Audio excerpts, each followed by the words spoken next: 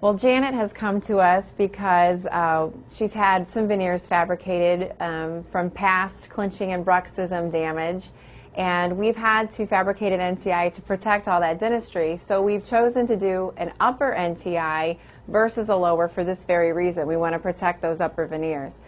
The reason she's coming back to us a few weeks later is because the discluding element on the NTI seems too long for her and it's annoying. Go ahead and put this in for us, Janet, and we can see what is bothering you here.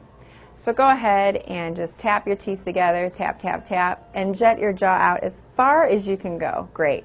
Well, I can see already that she has some excessive material here, which the laboratory will sometimes add 2 millimeters to the protrusive measurement that you send in because they want to buffer and make sure that if you have too much, that you can always adjust it back, but it's better than maybe needing more and not having enough.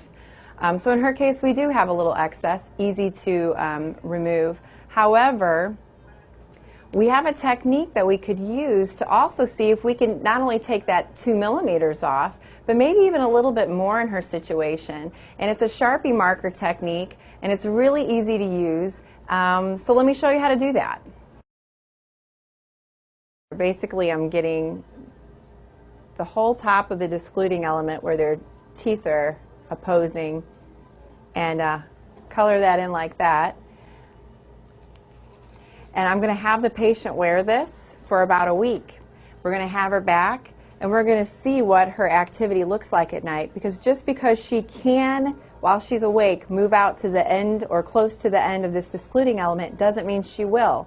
So based on those patterns that I see back in a week, I can maybe reduce even more than the 2 millimeters I planned on removing today.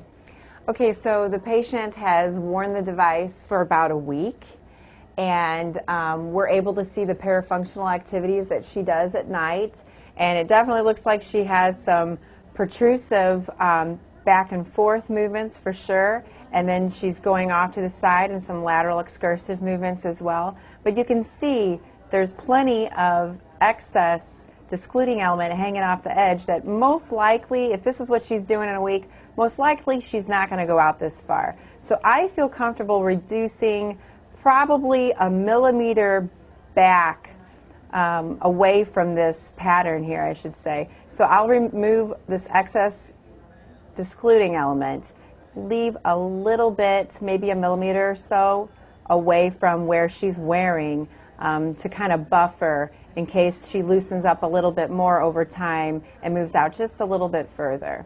So I'm going to go ahead and reduce this excess material here.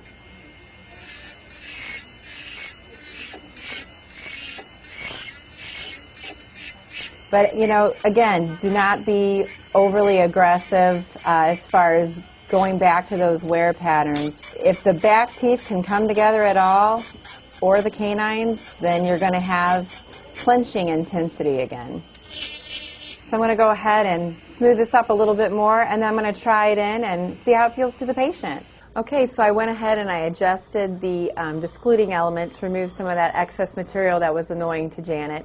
I could see where her nighttime wear patterns were, and I stayed about a millimeter away from the most protrusive of the nighttime wear patterns. So I'm going to try this in, and I'm going to take a look and make sure she still can't jump over that discluding element too much there, and make sure it's still functional. Go ahead and try this in. Now go ahead and look straight ahead for me. I'm going to have you just jet your jaw straight out as far as you can. Great. I know she still can't jump up over that discluding element and then have any kind of contact with canines or posterior teeth, so I feel great about that. And you're feeling a lot better with it then too?